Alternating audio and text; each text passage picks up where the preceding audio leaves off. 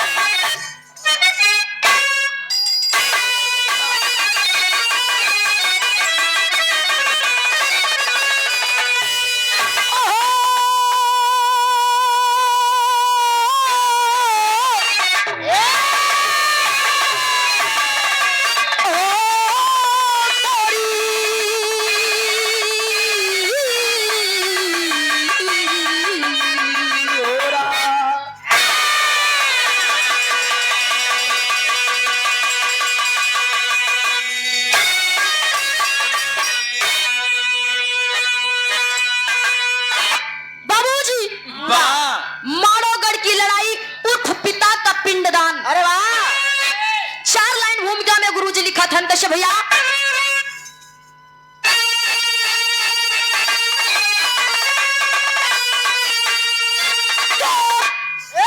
गर्व करती है वसुधा शबाबीर पर खौफ जिनको समर में सताता नहीं खेल जाते हैं होली प्रबल खून की शीश दुश्मन के आगे झुकाते अरे बच न पाएगा हाथों से कीचड़ मेरे अरे कवच आज लाखों ही तन में जड़ा ले कसले कमर का लुटेरा खड़ा है मर्द है तो बुखारे निकल जाए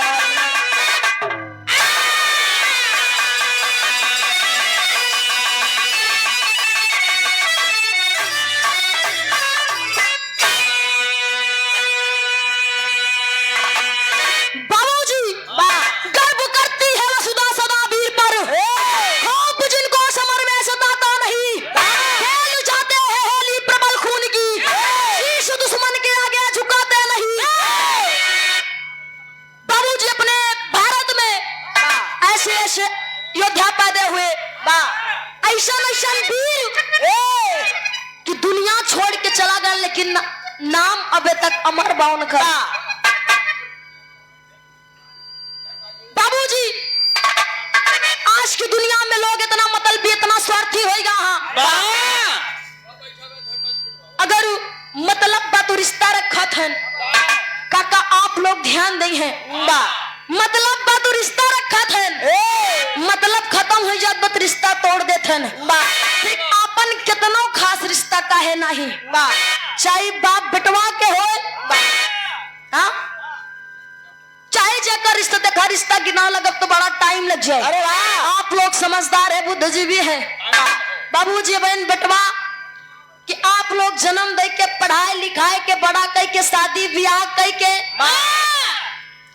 जल आधी नैया उनकर पार कर देते लेकिन आप गए वह बुढ़ाई जब आ जाए अगर लड़का ठीक ठाक मिल गया ठीक बा नहीं तो अगर कुपातीन मिल गया चाचा तो जान ला घरे बाप मातारी एक लोटा पानी बिना तरसा लेकिन बेटवा मेहरारू के लिए आए कि अयोध्या प्रयागराज पैकर्मा करता गंगा नहावा बाबूजी ऐसन भक्ति के कोनो मतलब नहीं बा।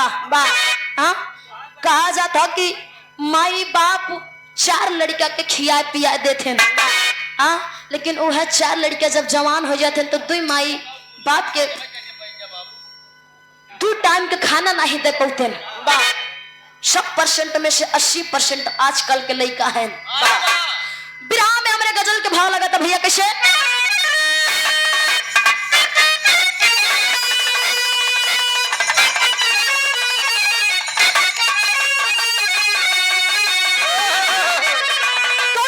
प्रेमिका अपने प्रेमी से कहा कि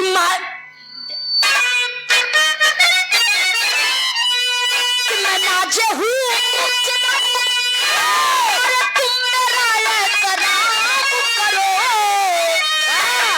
नाजे हूँ, अरे तुम मेरा ये कराम करो। अरे जवानी नाम है मेरा, मुझे सलाम करो।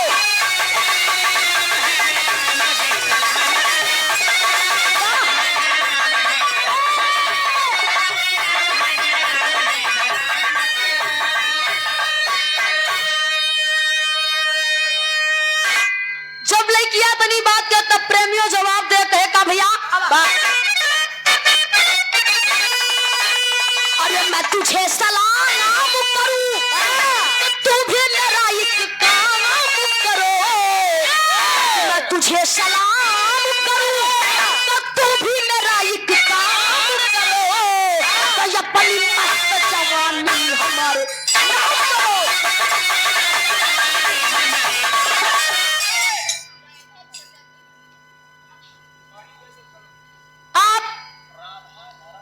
आदरणीय परम पूज्य परम सदैव परम सम्मानित आप धर्मराज चौरसिया चाचा जी, आप हमारी बड़ी दीदी राधा दीदी के कर कमर 101 रुपए का महान आशीर्वाद, बहुत बहुत प्रणाम दीदी के। लेकिन ए भैया सिद्धिया ना हो, ऐसे ऐसे वीर पैदा हुए इस भारत में कि अपना नाम अमर करके चले गए। इन्हीं के भाव में कहना भैया अब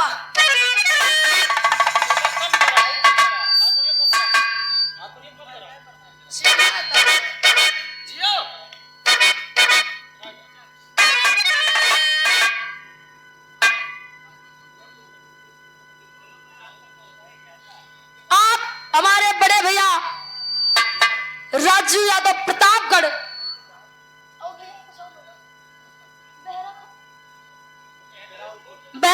बहदौल खुल देवरा प्रतापगढ़ की पावन धरती से भैया खमरे ठेका हुआ भैया। हाँ, ठेका ज्यादा कमाई बा। हाँ, यहाँ मैंने दिन में दिहाड़ी खटा थे, शाम के पहुंच जाएंगे ठेका पे भैया।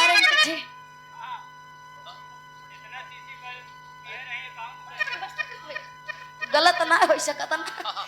बोर्ड लगा रहे आपकी नजर किधर है? मधुशाला इधर है। तो राजू भैया के कर कमर 101 रुपए का महान आशीर्वाद। अच्छा शीशी ले जावा। सही है, आवाज यात्रा था कई लेकर भाई। ई के भाव में कहना भैया आवा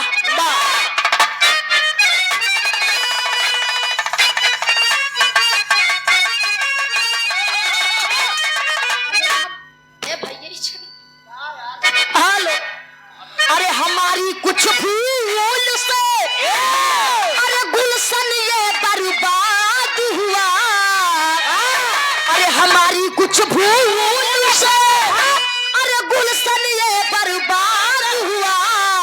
अरे जवानी जाग पड़ी जोश जिंदा हुआ।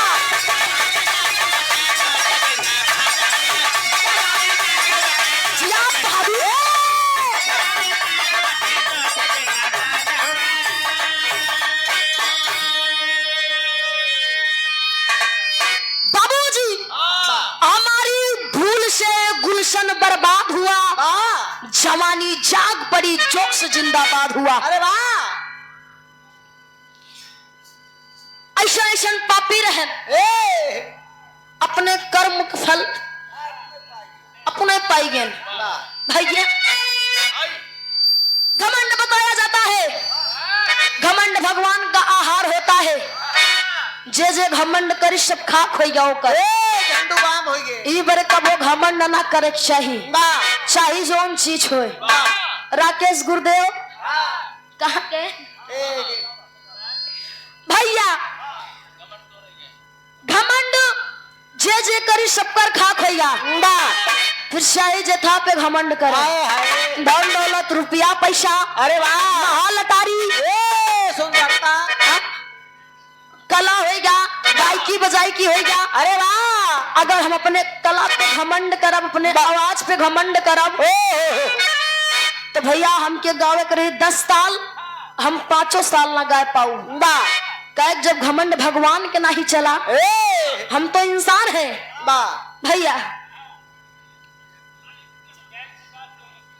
आप हमारे धर्म के चचा जी, आदरणीय परम पूज्य परम सदैव परम सम्मानित आप जय प्रकाश चौरसिया चाचा जी के कर कलूदार 101 रुपए का महान आशीर्वाद पहुंच के पल गया है। बाबू जी धर्मेंद्र भैया, कुछ लोग सोचा थे कुछ लोग सोचा थे कि मुस्कान ऐसा कितना गावे लग। अरे वाह, कैसे हमसे ज्यादा कार्यक्रम पावे लाग। अरे वाह, यानी कि जोन है हम ही नहीं भाई। यहाँ तक यो सुने का बात है अशोक चाचा कि मुस्कान जोन गावती है हमारे बदौलत गावती है। अरे वाह, का गुरुदेव आप लोग के आशीर्वाद से भैया ऐसा दोनों जगह ना हो जहाँ कार्यक्रम गाय ना हो घमंड नहीं है, लेकिन समुद्र के घमंड रहा। समुद्र सोचिस कि हमारे इतना बड़ा समुद्र में एक कागज की नाव कैसे चली गई भैया। कागज के अब आप लोग ध्यान नहीं है, यहाँ कागज के नाव के बात नहीं बा। इशारों को इशारों में सब जो राज को राज रहने दो भैया। हमरे बिहार में जो हरी के भाव लगाता आवा, आप आदरणीय राम कुमार चौरसिया भैया 101 रुपए का महान आशीर्वाद बहुत बहुत प्रणाम भैया के। जौहरी के भाव में कहना बा,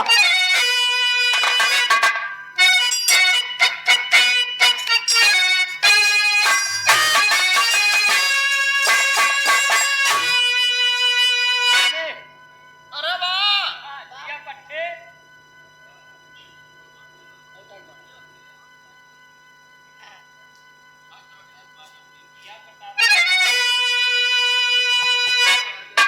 जब तक भाव ना बनावा तब भी रस कैसे। अरे वाह भैया हर चीज गावे बदे भाव बनावे पड़ा था।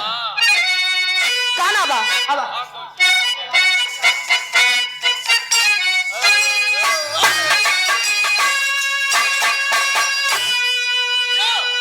अरे देश राज का लाला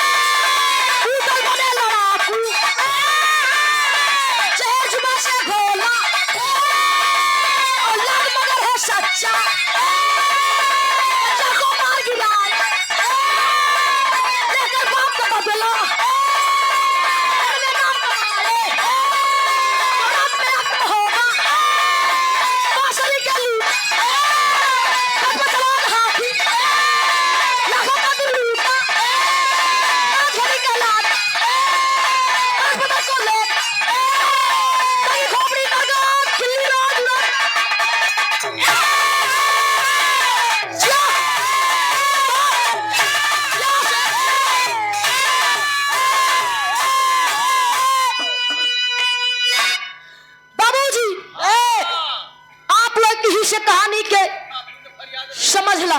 बा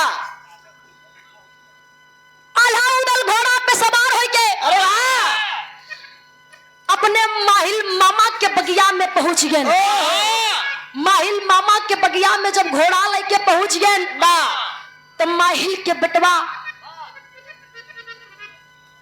बाबूजी माहिल के बेटवा भाई बा जाय के उदल के रोकत बाकी उदल हमरे बगिया में का करे आए हा। हाँ कौन काम बा इज्जत के साथ ही अपन घोड़ा निकाल नहीं जा। हाँ बाबूजी इतने बहादुर थे उदल केहू के बात बर्दाश्त नहीं करते रहे। अरे वाह जब इतनी बात माहिल मामा के बेटवा भाई बोला था बा तो दौड़ के सीधा हुए उदल बहिया उखाड़ लेन।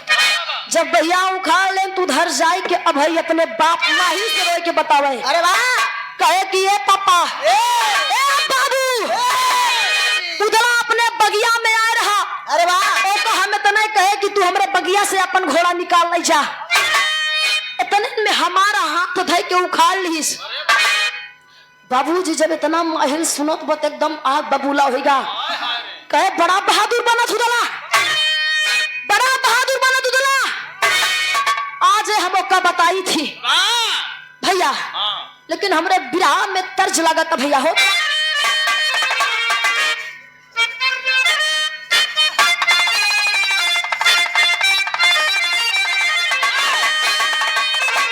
पिया मोरे कुंवरा कन्हैया पिया मोरे कुंवरा कन्हैया बोलावेला बसुरिया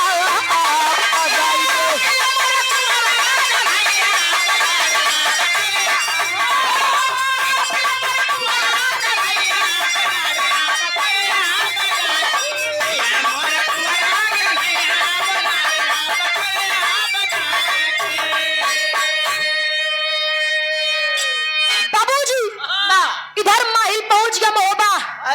बोला मतारी के पास पहुंच गया जाके कहे अगर तार बेटो बड़ा बहादुर बना था तो जाए के पहले अपने बाप के बदला ले। हाँ? जोन कर गया एकरे बाप के मुड़ी काट के बबूल के पेड़ में टंगवाए दीस। हाँ? बरगद के पेड़ में टंगवा दीस। अगर ज्यादा बहादुर बन हैं तो कहीं तो जाए के पहले बदला ले। महोबा का सारा धन दौलत पैसा ले लिया हाथी घोड़ा पारस पत्थर सब हथियार ले जा। कहीं तो जाए के पहले उस सब अपन छोड़ाई ले तो बाद में हमारे बेटवा के हाथ उखड़ी है। हाँ? हमार बेटवा अकेले बगिया में पाई के बाह उखाड़ लेन।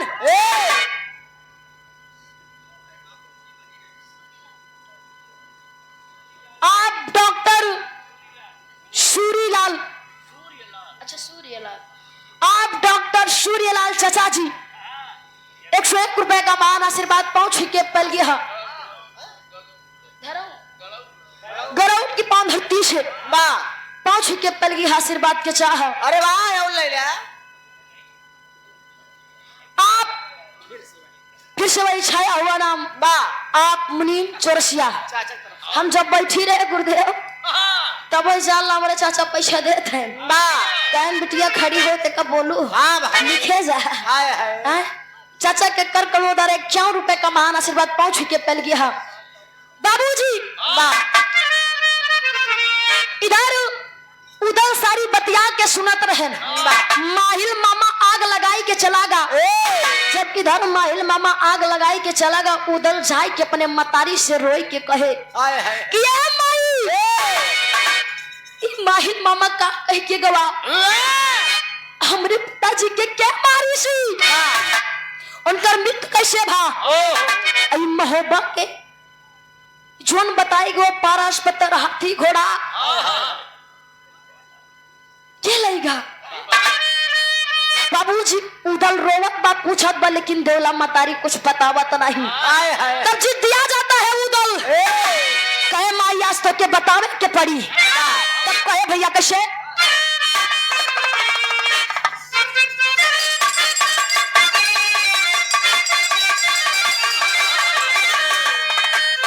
देवला के गरजे गदेला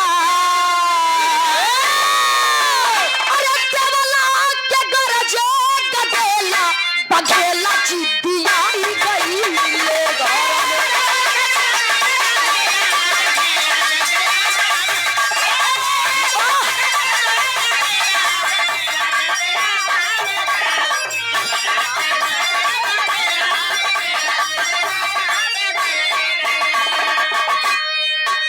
बाबूजी जिद ठान लेता है कि ये माँ आज तो के बतावे के पड़े कि हमरे पिताजी के मारी छी। कहा कैसे भैया गजब छुपावे लागी देवला मतारी।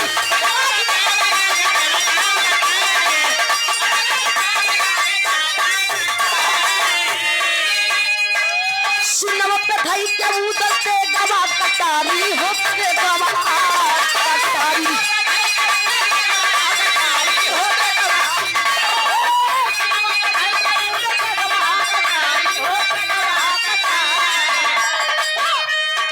खत्म कर दे जिंदगी के खेला, खत्म कर दे जिंदगी के खेला, का खेला जिद्दी आई गई ले घर। क्या बहादुर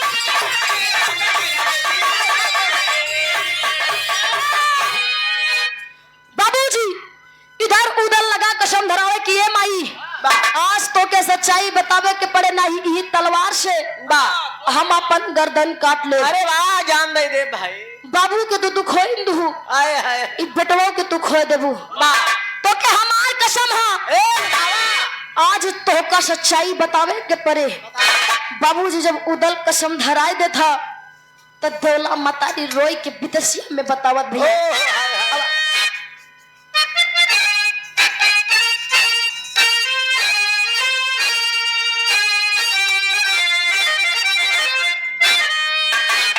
कबेर करियाई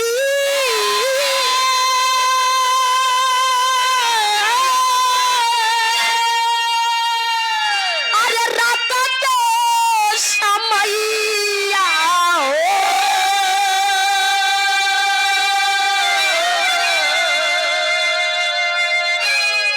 घेरा दशा पुरावा को पापी बेईमाना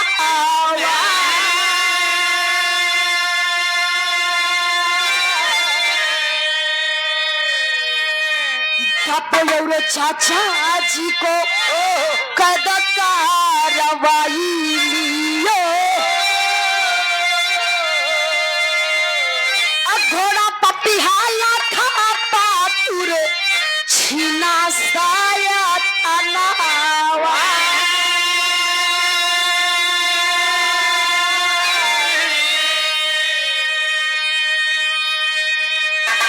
हरी नावो लखा पारा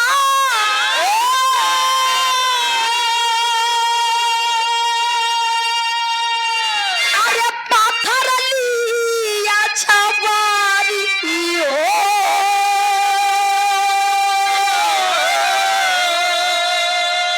अधरवा को लूटे लिया अन्न धन खा जाना।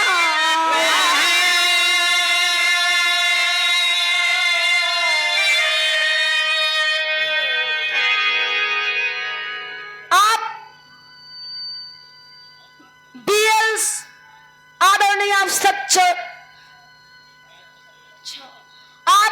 सच्चौरी इंटर कॉलेज छनेता मुगरा बादशाहपुर जौनपुर आप प्रधानाचार्य आदरणीय परम पूज्य परम सुदेव परम सम्मानित आलोक पाल अरे वाह सर के कर कमोदार 101 रुपए का महान आशीर्वाद पाँच के प्रणाम है गुरु जी के काना बाबा बाबूजी के धाड़ तो हो रे अरे कोल्हू में पेराई दिहाले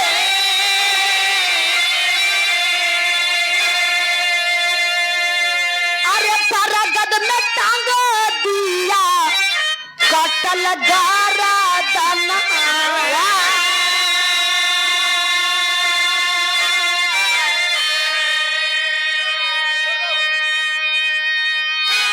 बाबूजी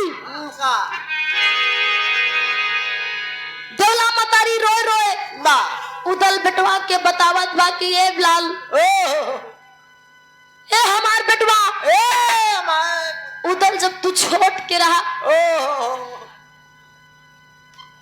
तार तू पेटे में रहा हाँ बा। और तेरे आल्हा भैया के जन्म भरा हाँ 3 साल के रहे 3 साल के रहन आए हाय करिया बाबूजी आई के ओ पूरे मोहब्बे में लूटपाट करती आए है हाय कांटा मचा दिया बेईमान लाखा पातुर हाथी घोड़ा दाऊ दौलत आए हाय पारस पत्थर भी ले गया पारस पत्थर सब हथियार लीस ओ और तोरे बाबूजी के आधा धड़ कोल्हू में पेराई के और गर्दन बरगद के पेड़ में टांग दी आए हाय बाबूजी जब इतनी बतिया उदल सुना थे तो एकदम आग पबूला हो जाते कि या माई ई तार बेटवा अपने बाप के बदला जरूर ली काहे नहीं बेटवा के तोरे जान चली जाए लेकिन जब तक वो करिया के हम मारब ना तब तक हम अपन सकल ला दिखाव तो के बाबूजी गरजत बा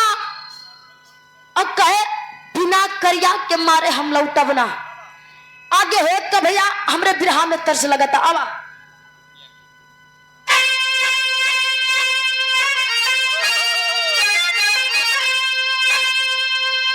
स्वर्गीय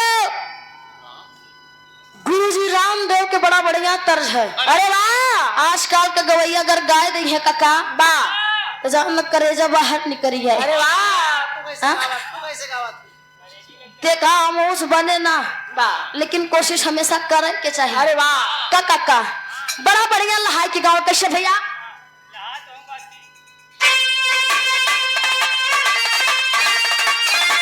अरे उलनी पे झूलनी अरे उलनी पे झूलनी अरे जहाजिया उड़ादा हमारी पाँव से बड़ा जहीरा जड़ादा हमारी पाँव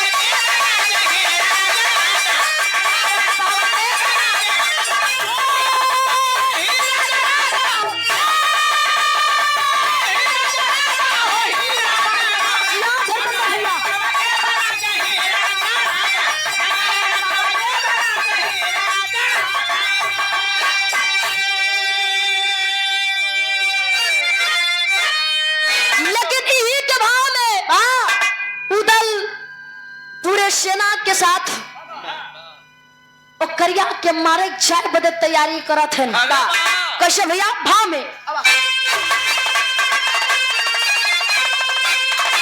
चले वीर मोहब्बा से अरे चले वीर मोहब्बा से अरे कई के तैयारिया हथवा में सो है करछी कटरिया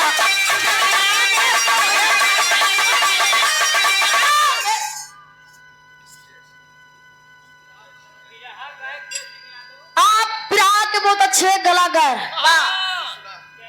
आप आदरणीय परम पूज्य परम श्रद्धेय परम सम्मानित जय सिंह यादव चाचा जी बा आप पूजनीय उनके गुरु विश्वनाथ यानी कि हमारे भी गुरु हैं बा चाचा के कर कल 51 रुपए का महान आशीर्वाद पाँच के पल गया है अरे वाह बाबूजी बोला बच्चा इधर एकदम चले के तैयारी कर देन बा पूरा हथियार तैयार हो गया बरसी वाला तलवार एकदम बढ़िया सेना सजाए के निकला थे होत का भैया पहले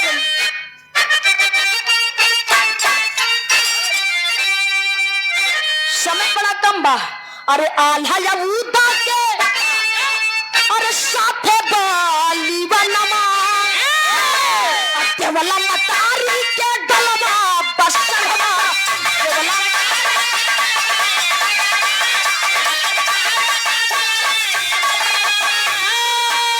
अरे ब्रह्मा या देवा ब्रह्मा या देवा के खुनवा सबरिया हथवा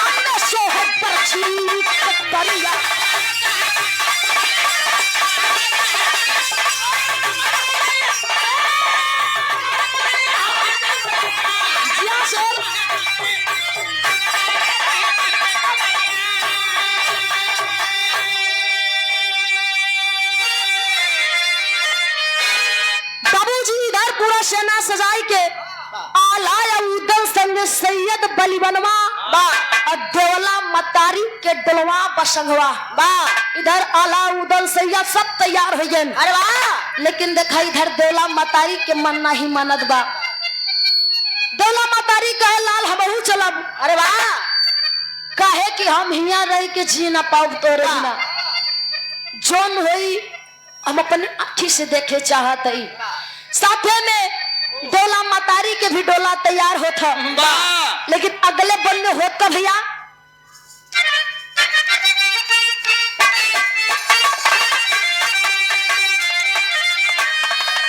अरे पहुंचे बबरी बनवा में छाइया धियारिया और रूप के बदल साहब बनले गुजरिया। रूप के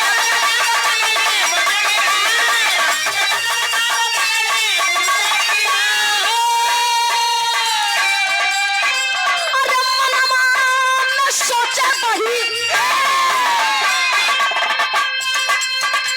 मनवा में सोच बही गई फिक्रिया हथवा में सोहे पक्षी कस्तरिया।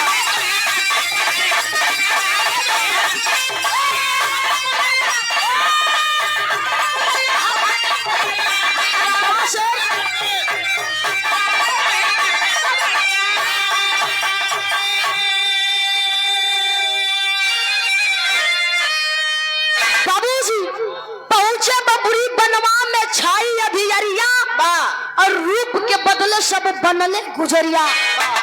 बाबूजी पूरी सेना लेकर बबुरी बन पहुंचते हैं। पहुंचे पहुंचे अधियार हो जाता। बबुरी बन में आला उदल के छोड़ बकिया सब मेहरारू बनिए ताकि मानवगढ़ में केहू उनका पहचान न पावे। भैया इधर साधु के रूप दोनों जने बनाए के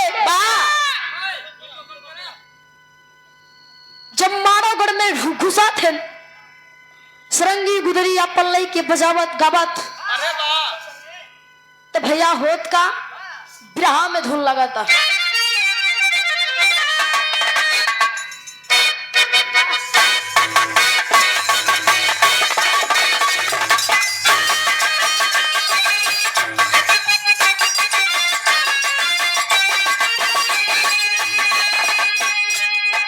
बड़ा बढ़िया धुन बजावा थे भैया, हमें बड़ा पुरान धुन है। कोनो दुल्हन के दुल्हा अपने दुल्हैया से रिशियान बा और रिशियाई के चलागा प्रदेश। तब दुल्हनिया बतावे का भैया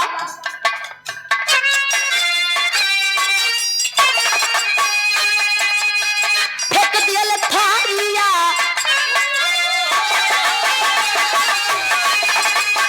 फेंक दियल थारिया बलम गईले झारिया पहुंचले किनार।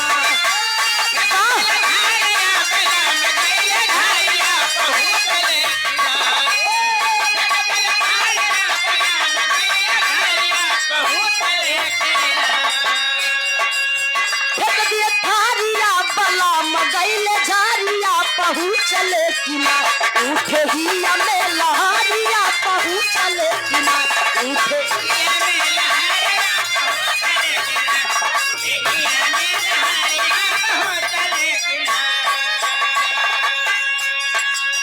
लेकिन बाबूजी के भाव में इधर पांचों जने आला उदल सैयद मलकान देवा साधु के रूप बनाए के हाथे में गुदरी सुरुंगी लाई के मानवगढ़ में जाई के गावत है कराथन का भैया मानवगढ़ नगारिया हो मानवगढ़ नगारिया में घुसले जवानवा बदनवा सोहना।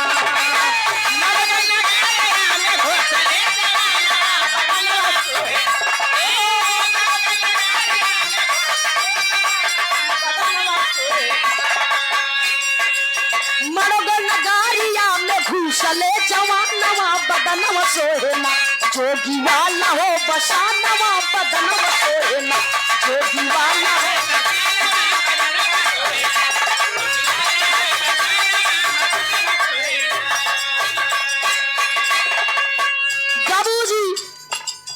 पांचों जने सरंगी गुजरी अपन बजावत बजावत बिजमा के पास पहुंच गए। बिजमा जब देखा था तो अलाउदल के तुरंत पहचान जाता, बुलावा था कहे का भैया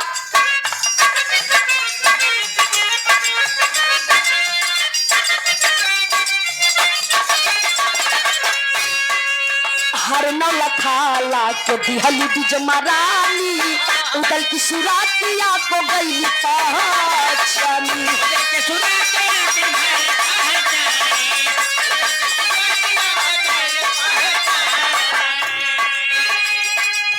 बतियला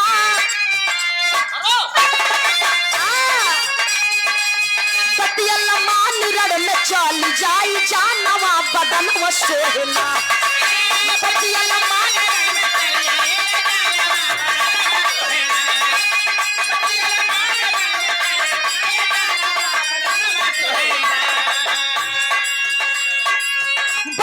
मान रड़ में चल जाई जानवा बदन वो सोहना। जोगी वाला हो बसाना बदन वो सोहना।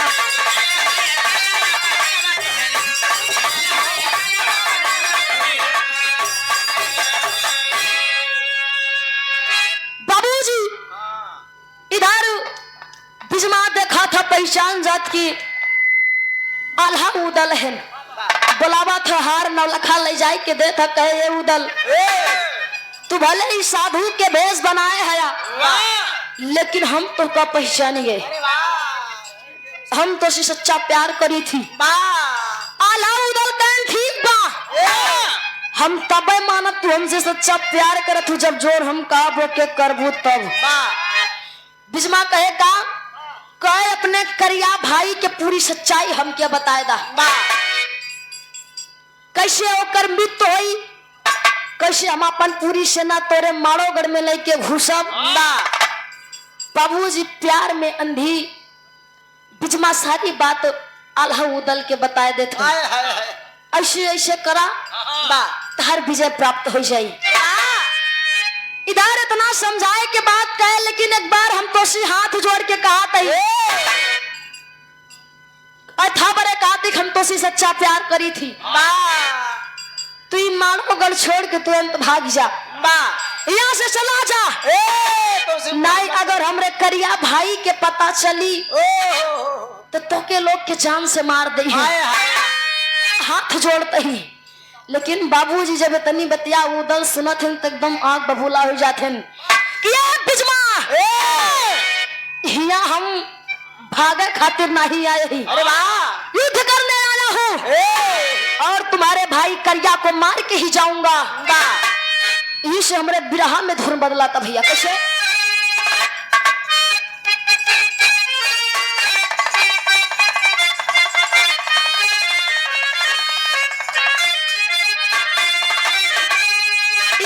के तारा मानो बड़ा लहाय के गाई में हैजाबादी तारा मानो अपने जवानी में अपने जवानी के आलम में। अरे वाह कैसे भैया अरे हाथ में मेहंदी मांग से धुरावा, हाथ में मेहंदी मांग से धुरा बारा बाबू का जरवा हो गई ना बारी बारी का जरवा हो गई।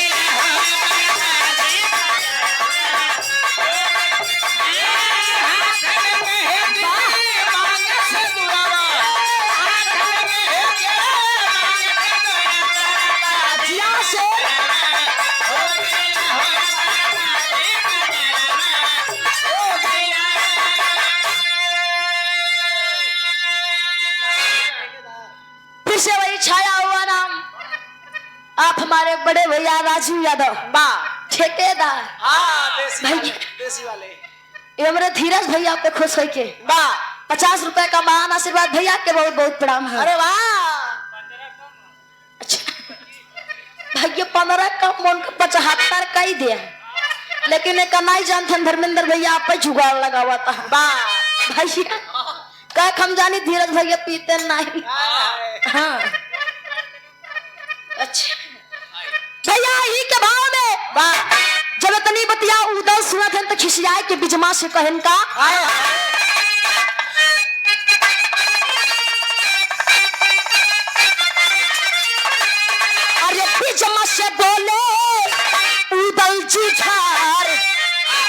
बिजमा से बोले उदल जुझारे दाग लागे न पाई सनवा में।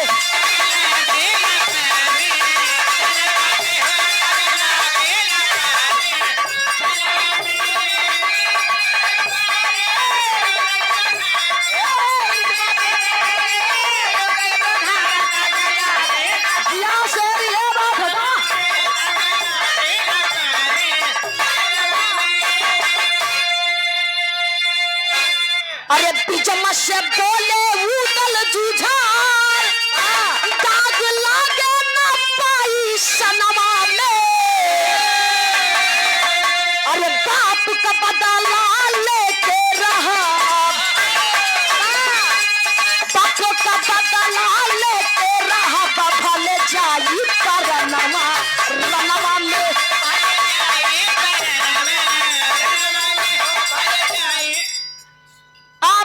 आदरणीय मनोज तिवारी भैया वाह सलमापुर की पावन धरती से अरे वाह भैया फरमाइश है हरनवा वाला भैया विराट बात ही होए। हाँ दाब दे उधर हाँ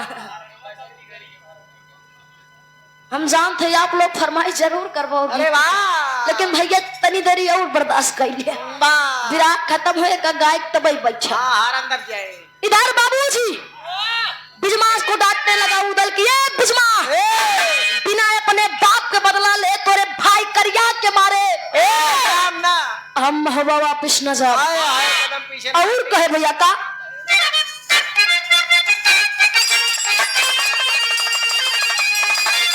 अरे बबुरी बन हम काट गिराई, अरे चतुरंगी सन सजाए हैं, अरे चला है जंगी तेगा उठाए, चला है जंगी तेगा उठाए बजर लड़कई का जनवा रनवा में।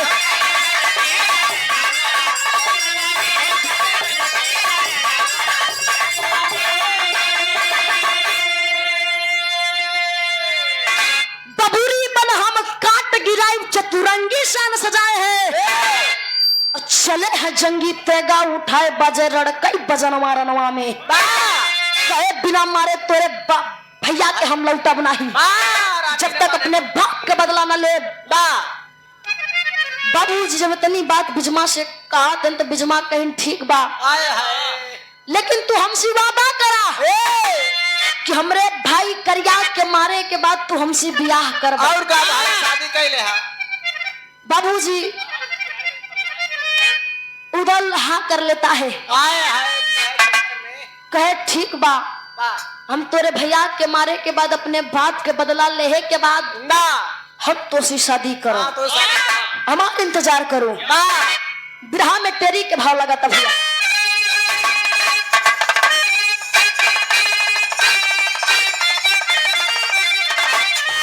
अरे राम करिया को डसने काल आ गया, अरे करिया को डसने काल आ गया, कर्जा पीर बघेला देश राज का लाला यार लाला यार।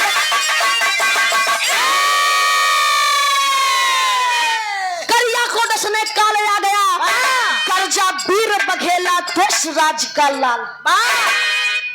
इधर बाबूजी बिजमा से मुलाकात कई के रण मैदान में पहुंच गए। अरे वाह युद्ध शुरू होगा, महाकाट चालू।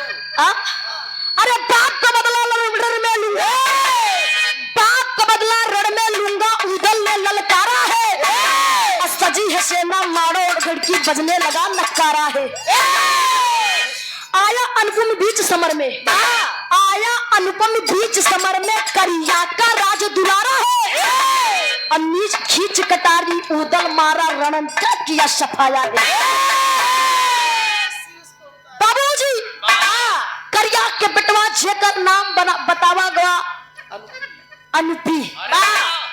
इधर जब अपन सेना लेके आला उदल पूरा तैयारी से रण क्षेत्र में पहुंच गए। अनुपी उधर से अपन सेना सजाई के रण क्षेत्र में पहुंचत बा। युद्ध शुरू होगा। जब युद्ध शुरू होगा भैया होत का पपट के भाव लगाता। अरे वाह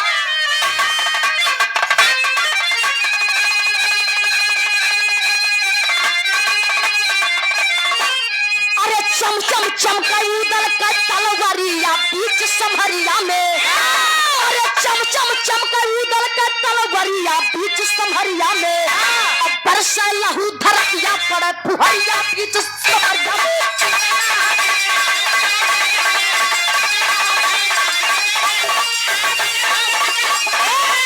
यहाँ से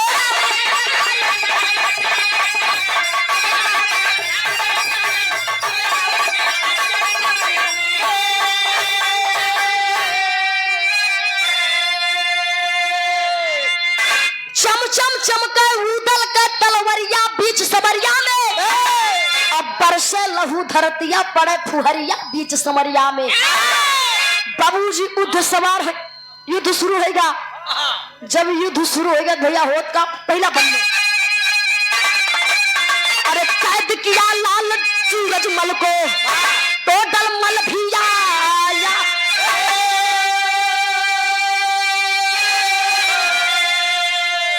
मार कटारी उदल रण में बैरी का किया सफाया।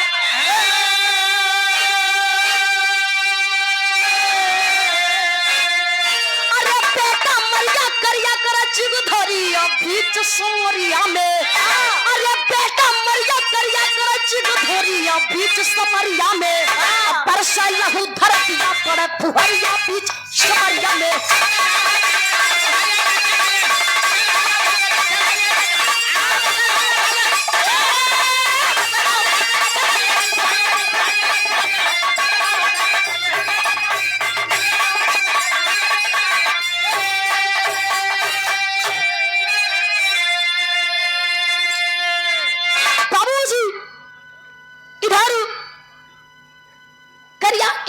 के उदल कटारी निकाल के तलवार निकाल के मारथन खच्च से गटई धड़ से अलग हो जाता। इधर धड़ से अलग हो जाए। जब करिया के पता चला था, करिया आवत रण क्षेत्र में देखा तो अपने अनपी बिटवा के गोदी में लेके रोवाता, ललकार रहा है क्या कर मतारी इतना दूध पियाईस कि आज हमरे बिटवा के गर्दन काट लीस। कौन है मेरे सामने आओ। अब बाबूजी करिया वही हाथी पे सवार हो के आ रहा जोन हाथी मोहब्बत से चुराई के लेके आ रहे। उदल के हाथी रही हूँ, वही हाथी पे सवार हो के जब ललकारा थे तो भैया होत का यहाँ बुंदेल खड़ी आल्हा लगा था संजू बघेल वाला।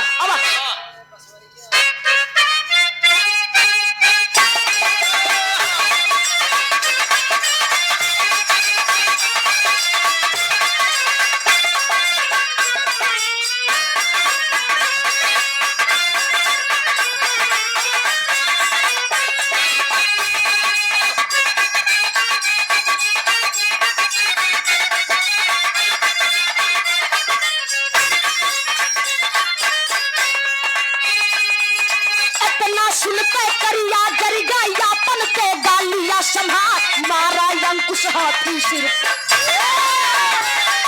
हाथी झर के भयंगार सूर घुमा के शिकरी थे। सूर घुमा के शिकरी थे का बधिया उदल वीर जुझार पाई खबरिया देवला आई। बोली उदल से ललकार नमक भुलायन हो बावा।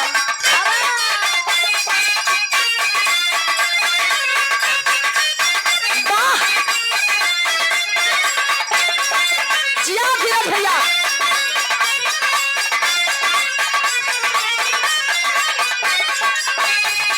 नमक भुलायू महोबा वाला काहे बाधी पूत हमार केली सुन के हाथी मचली। उदल को दी भूमि उतार देख माजरा करिया दहला। माजरा करिया दाला याद छाया है अभियान रण में हाथी देखा पैगा। जीवन बगिया लगे उजार रण में हाथी धोखा बड़ी।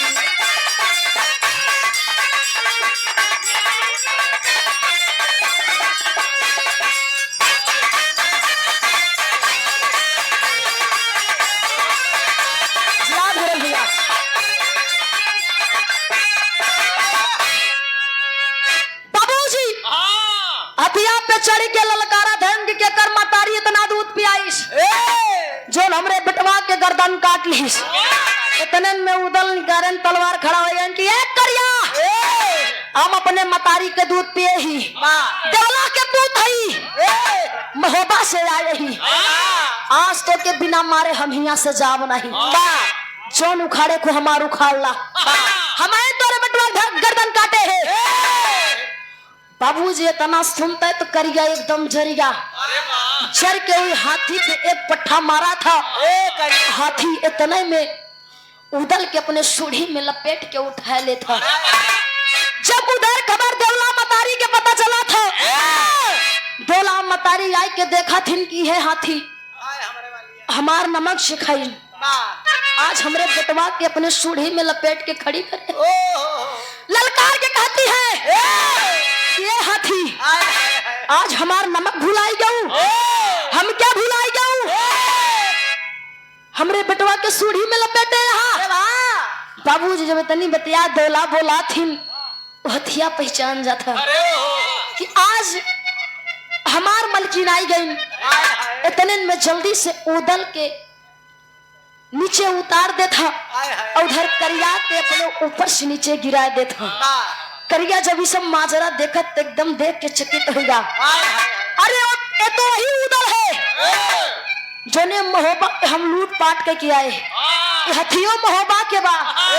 अब आज लागत बा हमार जान बची ना भैया खड़ी के भाव लगा तक होत का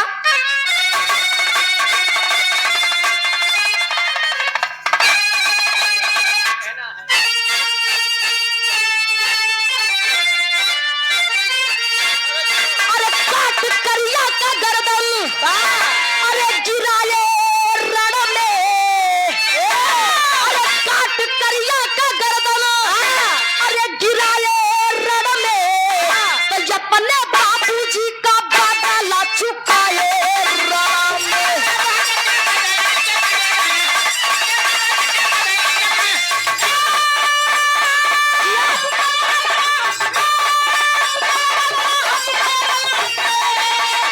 जिया से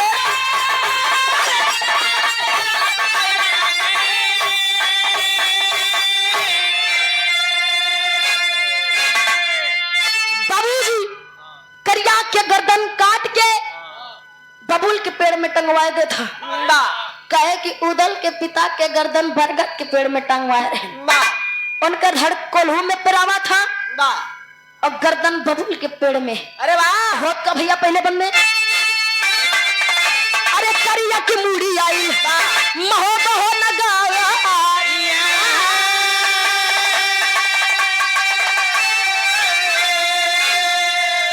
रोज जब मारो बहती बरस न जाया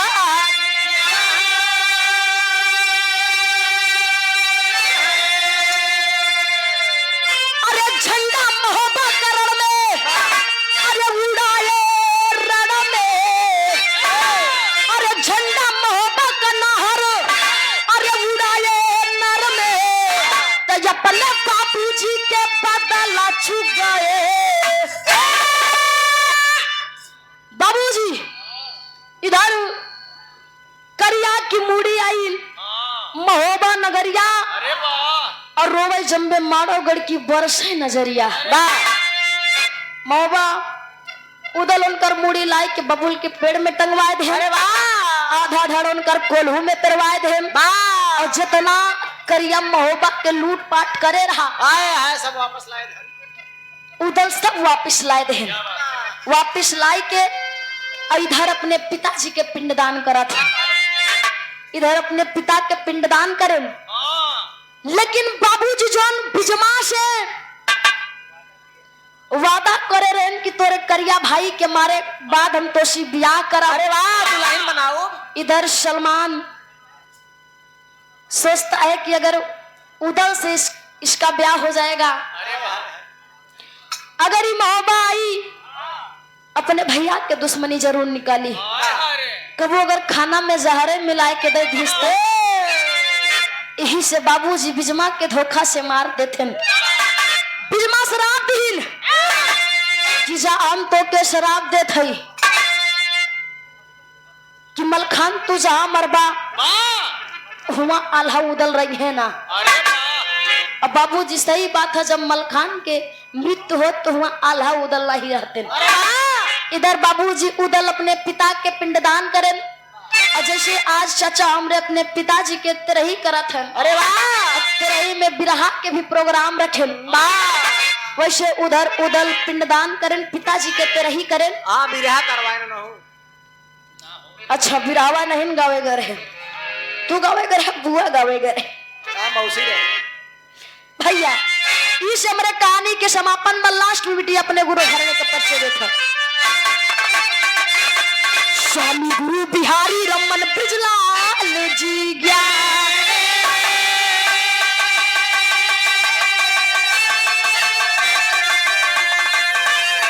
अरे कभी जय प्रसाद के महीने, अरे दुर्गा जी महारानी हो।